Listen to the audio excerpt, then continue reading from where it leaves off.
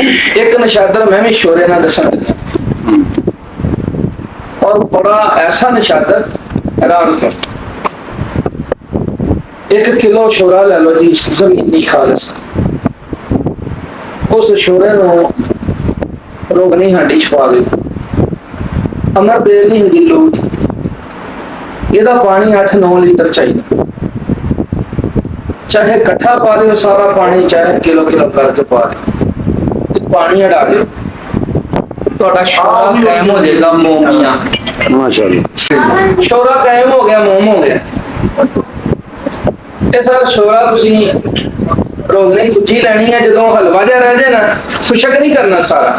ਜਦੋਂ ਹਲਵਾ ਜਿਹਾ ਰਹਿ ਜਾਵੇ ਨਾ, ਅੱਧਾ ਹਲਵਾ ਰੋਗਨੀ ਕੁੱਜੀ ਚ ਥੱਲੇ ਵਿਛਾ ਦਿਓ, ਉੱਤੇ ਪਾਈਆ ਦੀ ਟਿੱਕੀ ਨਸ਼ਾਦਰ ਦੀ ਰੱਖ ਦਿਓ, ਅੱਧਾ ਉੱਤੇ ਪਾ ਦਿਓ।